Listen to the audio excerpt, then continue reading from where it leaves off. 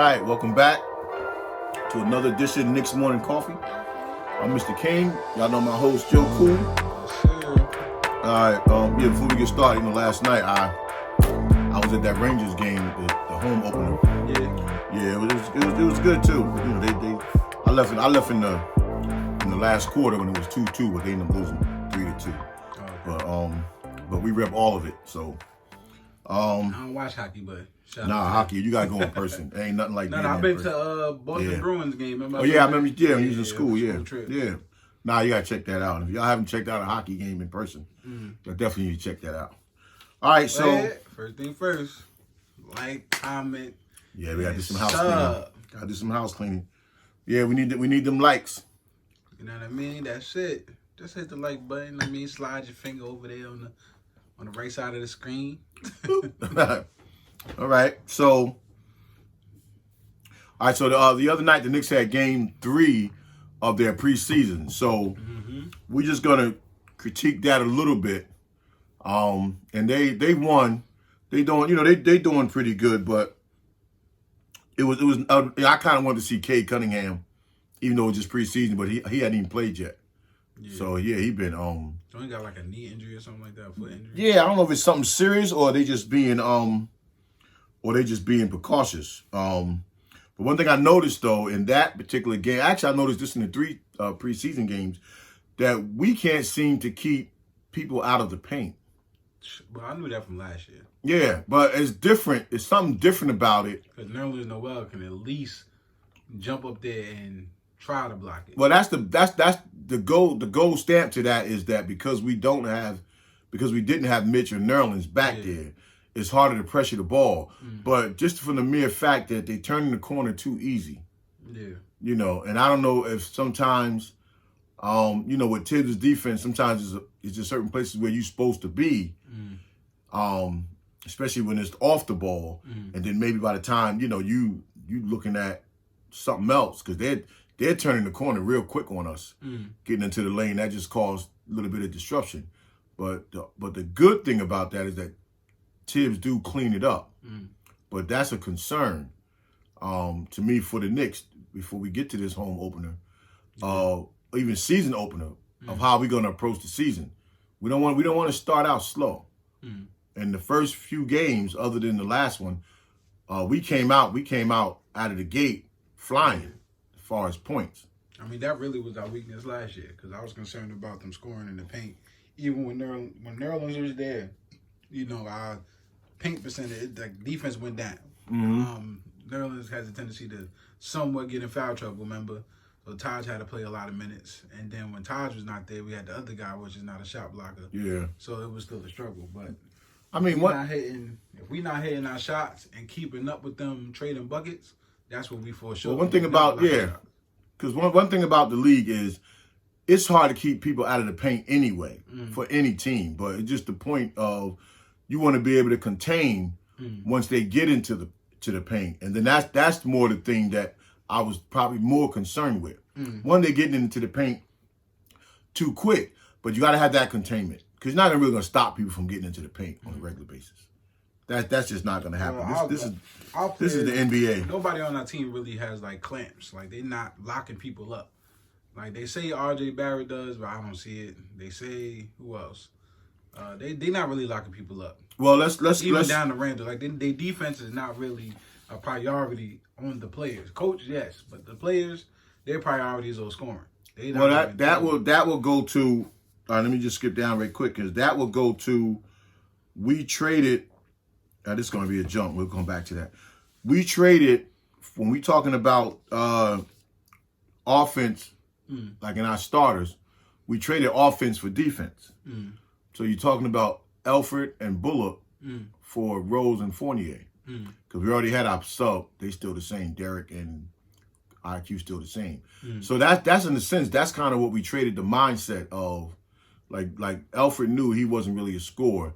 So at least he had to try to stay with his man. Now, he took a lot of criticism last year, but he was a hustler in that department. So, and then you know what Bullock do. Bullock stayed with his man as much as he can, but he just can't stop people all the time. So that's what we traded for. So which one becomes more valuable? The the defensive containment for a little while or the offensive burst, because that's what we're going to get. I mean, on this team, it's the offensive burst because Tibbs' defensive scheme does work to a certain extent. They are playing the passing lanes. So, granted, we're not getting nothing on the inside, but they're playing the passing lanes. Yeah. Now, that just means somebody's going to have to unlock some hidden block. You know what I mean? Yeah. That's it. I mean, yeah. Jericho might, he might come out and start blocking stuff. We don't ever know.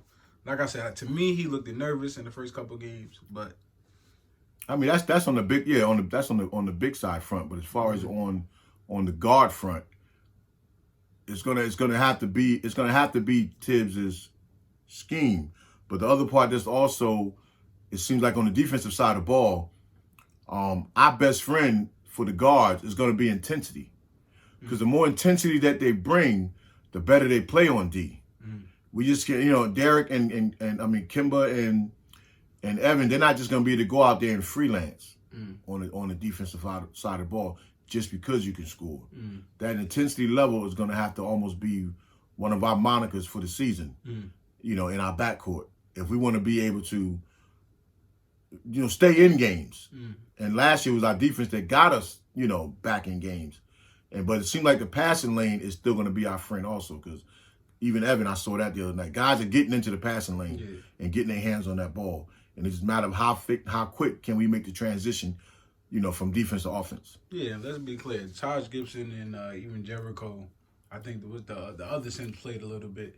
They're not just letting big guys muscle them neither. It's just that the guards, they kind of just doing floaters. So they're not even in situations where it's blockable shots.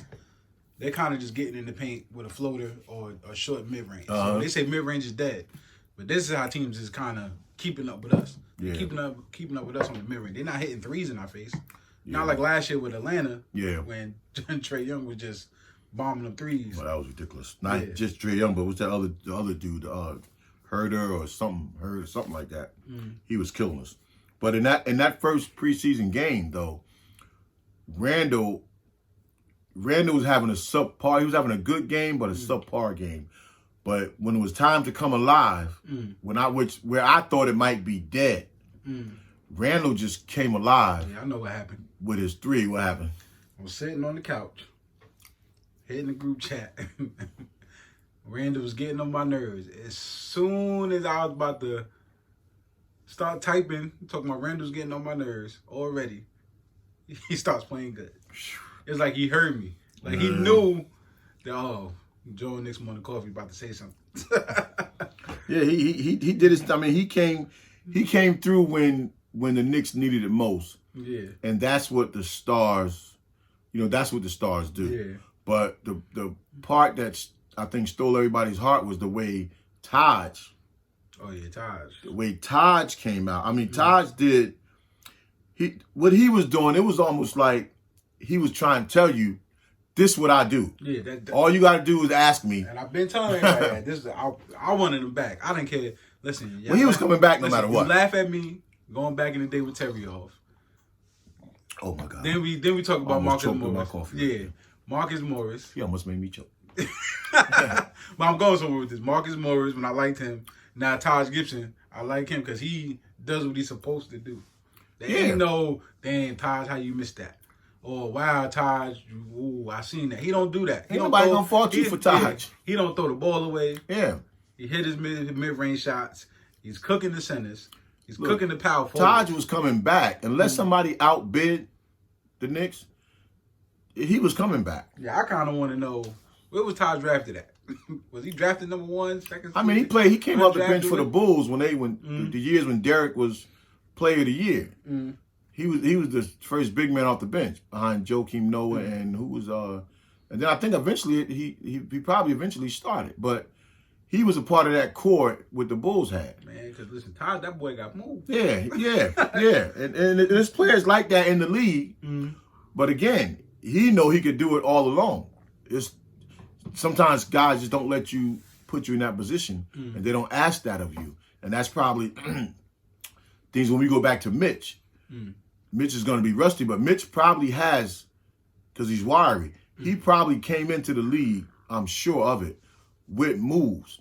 maybe not big man moves, but moves to get his shot off, but that just wasn't asked of him. Yeah, Nerlens Noel, I've seen it a couple times. I wish he would just implement that in the game. Like, he'll get the ball foul line extended, and he'll do like a triple threat kind of guard, you know what I mean, driving move. But he'll just pass out of that. But I wish he would just do that anyway. Well, he was asked this year. Remember, he was asked to come back with his three. Yeah, not even only the three, but the way he drives. That's like Antetokounmpo. That's unstoppable. Like, listen, you can't guard that. I know my Knicks fans probably gonna get mad, but Porzingis, that's kind of unstoppable. A person that can shoot the three, drive, stop, pull up, hit a mid range. Yeah. That tall. KD. He's not a center, but look how tall this guy is. That's unstoppable. So if Nerlens can do that, if Mitch can somewhat do that, Taj can do it.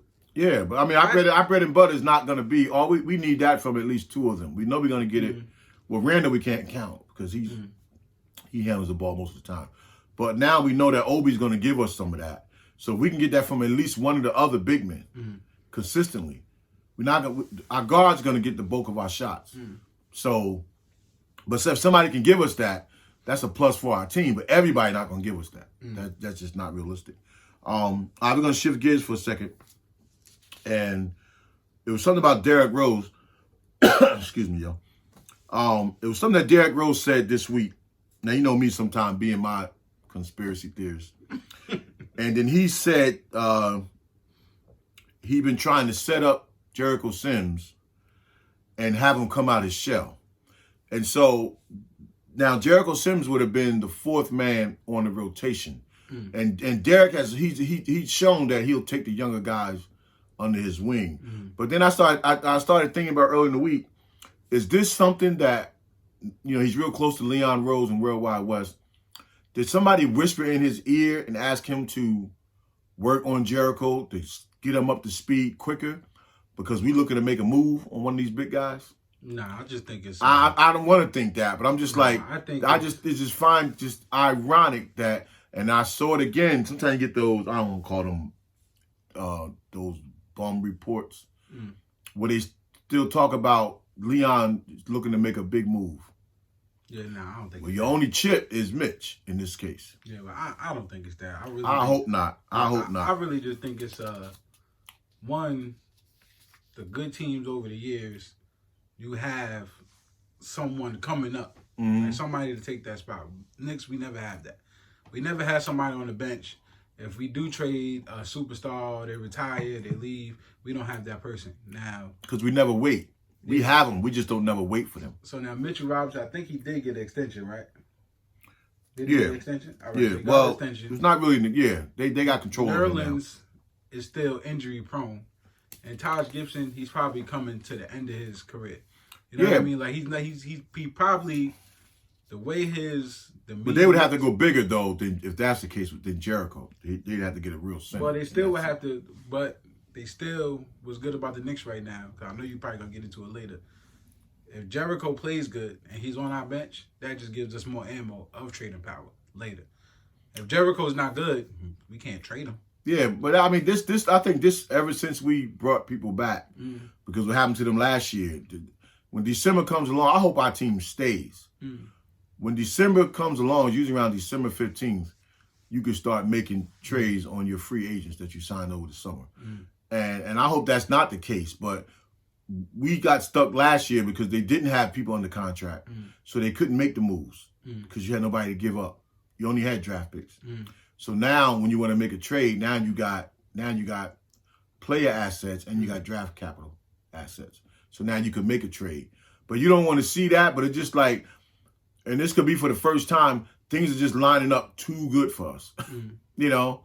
Too good. And you're supposed to say just sit back, take it, relax. Yeah, of course we're going to do that. But it's just like sometimes in the back of your mind, it's like you don't want to see the season get going on nice and smooth and then you pull 2 or 3 people out of there, you know, for the sake of one when we see where we can be this year. You know, but that was just something, you know me. Yeah, I don't think they're making a big move because, like I said, there's not even nobody you can go get unless you're going to go get Ben Simmons, but that's not a big man issue. That's a guard issue. You know what I mean? You don't, and even though it's a business, I can't see them doing that to Derrick Rose like that. And Kemba, why would you do that big rollout like that with the whole rapping? You put it in a commercial. You got his name in it. You're not going to just pull him out that fast. That's gonna yeah. So yeah. Unless Ben Simmons is gonna play a different role, you know what I mean. So who you gonna go get? What big man is available that we don't got right now that want to trade? None. It might not be for that though. Now, if it's like some random, like, all right, Ben Simmons, look, we're gonna make you happy and we're gonna get rid of Embiid. Then it's like, oh, and then it's that's a big fish right there. Yeah. So. All right. I usually sometimes in preseason, it's certain things you look for. Like for me, I was trying to think what would be my wish for the season, for a successful season, and you know how we got there last year, and it was good when we got to that spell where every game we knew we could win, and Randall, you know, he touched on that a little bit the other night. It got to the point in the season where when you went out there every day, it was a possibility you could win this game. So I was thinking that my wish for the season would be to take Evan Fournier and feature him. Yeah. Feature him in the offense because he has the kind of shot. Now, he can create his own shot off the dribble and that stuff. Okay, you can leave that part alone. But just from the standpoint of his shooting, I think we need to feature that because that could be the difference also of staying in a game when we might be slumping or pushing the lead up, you know, pushing the lead up for maybe 5 to 10, something like that. Because his jump shot, we just can't wait around to, like we did with Bullock. We set Bullock up here and there, but we just let the ball flow to Bullock. We got to be able to use Evan on a regular basis because the more he can get a free open look, the better chances of us just having regular flows of the game so that the other people can catch up to the game. And then this also, it will allow RJ not to always be in that position to have to take the three. Now, RJ's our starter and we rolling with him. But he shouldn't have to be in that position to have to keep taking clutch threes. And you see it again in the preseason, just the attempts. Those attempts should be manifested into Evan Fournier because his chance of knocking him down is way greater than anybody else on our team. Yeah. So we should make sure he's getting those looks. And the more we give him those looks, the less the ball has to flow into RJ when the clock is rolling down. You know, and when he's hot, he'll be hot for 3 or 4 shots. But we should be able to consistently get that shot up in the air. And coach wants us to shoot more threes. Have your 3 shooters shoot the threes. Yeah. You know, but RJ, people are still playing off him. RJ is still getting the last second rush shots. But we can tweak that in our offense, that it falls in our favor. And that only can bode well for the whole team. If Fournier is getting up a whole lot of shots. Because now you're not just watching Kemba and Randall. Now you're watching the third guy. You know, you're not just watching Rose and Quickly. You know, you're watching the third guy, and that third guy can kill you.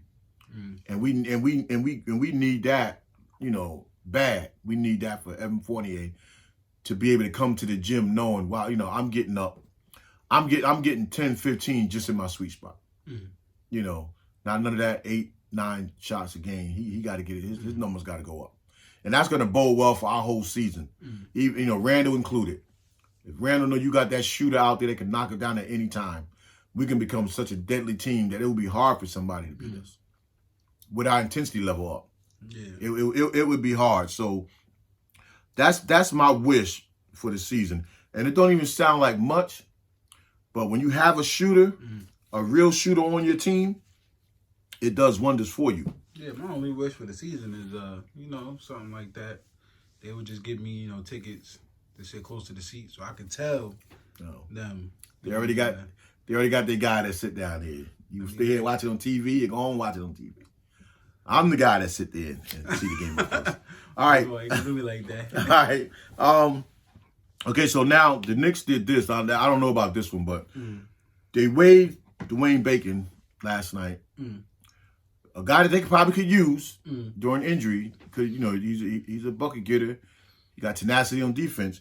And they waived him for a scoring guard, Brandon Goodwin. So my first thing was why? But then I said he could be people look for guards, and when you're making moves, he could be a guard chip. because we are stacked at the guard. Not that he's not a person that can't help you. You know, he can push somebody, but in this development stage that we have, you know, we got Deuce McBride, you know, we got these other people, we got Grimes, we have our guys in the rotation now. Where do we fit another guard and scoring guard on top of it? So that was kind of interesting to me. You know, that we did that. I thought with another spot, do we need another player just to sit on the bench, or could we just still brought back Pinson and had that guy to keep everybody loose? You know, so that's a move. Now again, nothing to take from Goodwin. I don't know that much about. He played with the Hawks. He's a good player, but where are we fitting all these players at to make these kind of moves? I thought a small forward move would probably help us in case of injury more than a guard move. You know, when we got we brought back Miles Powell, and that was probably just to put him back on the G League again. I mean, maybe we're looking at it wrong, because maybe, I don't know if you was getting to this, but I like how Knox played again. You know what I mean? He got to play way more minutes, and that could be a feature. So, a team looking for somebody off the bench that's going to shoot like that. Well, they showcasing them. They definitely and they put them at the 4, which might be his natural position. I think he's a 3, but the way he plays, they're putting him at the 4, which might be his natural position, because he can become a stretch 4. Yeah, I think it's probably, if I'm thinking correctly, if anything is going to happen, it's going to be another piece, like a Fournier kind of piece. Like, it's going to be somebody that you know, no matter what, they're going to get their shot off. Yeah. Period. And we don't know who's still out there, who wants to trade. We're not going to know. Like, somebody sitting down right now talking to the agent saying, Knicks. No, they know. I think, option. We don't know. Yeah, we don't know. But Leon and... Remember, they've been secret. We haven't been... Yeah, they know. Listen, your Illuminati skills is pretty good with the Knicks, right? But you haven't been able for the past... just the Knicks. Listen, for the past... just the Knicks. Go ahead. Listen, for the past 2 years, you ain't been able to predict who's coming. No, because... Usually you're good at that. Usually you're like, listen, this person's coming. This person's coming. Listen, you ain't been one able thing to I said, you're right. No, you're right, though. But one thing I said is, and they setting it up, that Leon and Wes, because they know more players than anybody in the league. Wes knows more players personally, of the top players, than anybody in the league. And they got to be, strategize on how they bring these people here where it's not tampering. And they you got to give up something to get something. And they're going to make it happen. I'm not even so sure anymore after the way we played last year on the tip system. I don't even know if that's a must for me anymore. Because we proved that we can be consistent on the offensive end of the ball.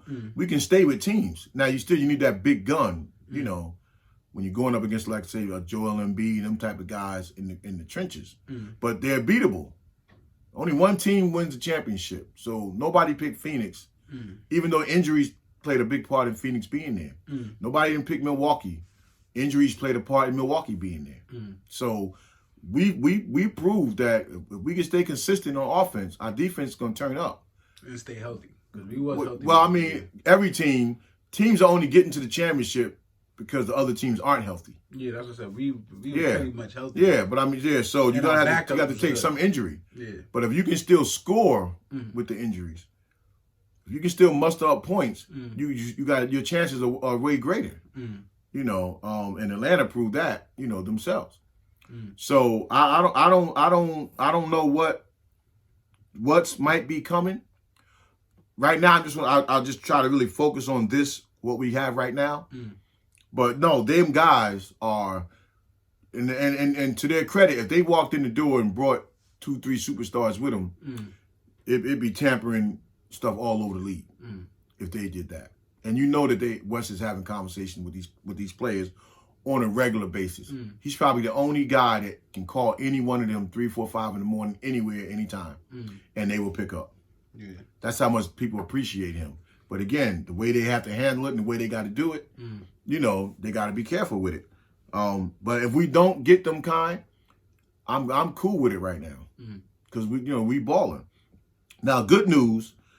Tonight's final preseason game, Mitch and Nerlens said that they might play. Oh, okay. So that would be nice because you want especially in Mitch's case, he hadn't played in 6 months or more. You want him to be able to get his feet wet, and because it's gonna take him a while to get his mobility, and nothing like playing in the actual games, and get his timing down. But he's a young man, so it shouldn't take that long. But I'm hoping that they at least that Mitch at least can get in there and get 5 minutes a quarter at least. Yeah, I just want him to get in there and get that I want sweat. him to finish where he left off, like not getting too much foul trouble. But he's a build up, but he built Mitch's type of player.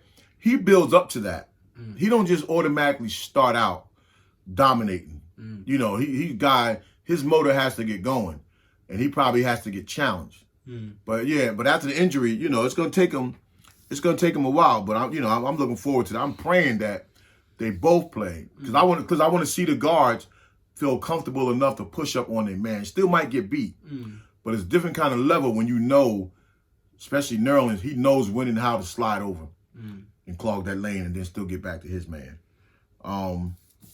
So that's cool too. All right, so we gotta get to this right quick. All right, where do we stack up in the Eastern Conference this year? Because by the time we see y'all again, it would have been the Knicks' first game. So starting off the season, I see. I don't care what the other people say, but I'll give you in terms of star power. I'll give you Brooklyn, even with all their trouble. I'll give you Milwaukee. I'll even throw in and give you Philly.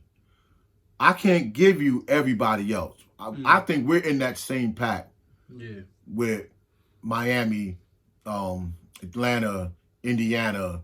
We're in there with them. Yeah. So I can't say where we're gonna start out the season. Because we still gonna have to gel.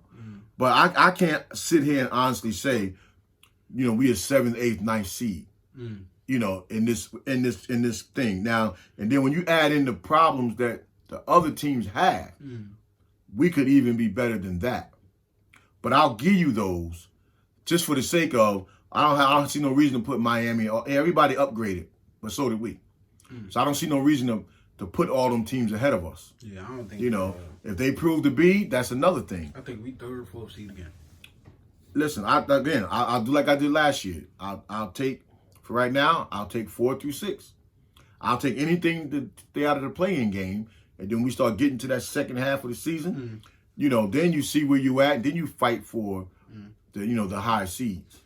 But I don't see starting the season.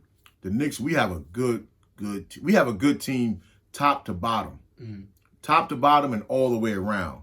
So I don't anticipate no drop off. Well, Tibbs ain't gonna let nobody drop off. Let's be real. Listen, and if Brooklyn is all offense, I think we beat them too. Yeah, and you know what else too? When I was looking at the games, I've been watching the Brooklyn games, and I've been watching the Lakers game. I know it's only preseason; everybody ain't playing. Lakers a little different. But they got to gel. They're gonna take time to gel. The Lakers are definitely gonna take. Because I was like, there's a lot of miscommunication. There's a lot of, because their guys are also new, so they got to find their way of how to play with LeBron. Don't look good in the preseason. Of course, that don't count. Brooklyn, to me, don't really look good in the preseason. Don't count, but it just kind of tell me that, being that we coming back with the main core, we could catch some people slipping starting the season. And get out there and get up in the stand. Once you up in the standings, you can see yourself in that fight early. And with Tibbs' intensity level, he'll try to keep them at, it could carry you far. But you got to start out good. Now, who's to say we will? I don't know. I really don't know. Because the pressure's on to duplicate last year. I honestly think Westbrook don't need to be starting just for a little while. I think he got to find his way. Westbrook for the Lakers? Yeah. Oh, what? Because he just... You think they not going to start Westbrook? No, but I'm talking about for him. He moves 150 miles per hour. No, that'll never happen. But what I'm saying is, listen, I'm only saying that because he moves 150 miles per hour. He don't know how to slow down. He's trying to slow down, and it look like he can't. Yeah, but they're telling him to run. Yeah, they telling him to run, but telling him to run. Listen, you can tell him to run what you want, but everybody else gonna run. It's not the other guys. It's LeBron. Well, Yeah, I know. So, but but LeBron also is telling him to run. they ain't running. That's what I'm saying. So maybe he just got to slow down. Nah, he got to probably adapt. He's a point guard. He got to adapt. He got to do something. Yeah, but in this case, you don't bring him in and not adapt to him. I mean, yeah, he don't. You bring in a guy like that, you got to adapt to him. Yeah, somebody got to change up what they doing. Like somebody. Yeah, we're gonna change it by getting to the finals. Well, yeah, we gonna change it. All right. So before we get out of here, everybody, please like, comment, subscribe. We want to shout out this dude from last week, and we appreciate all the comments. This dude from last week, he didn't really have a name up there, but you know, he's like the ultimate the ultimate compliment that this guy gave us last week, and stuff like that is encouraging and it's nice to hear. But with that said, please like, comment, subscribe. Peace. Peace.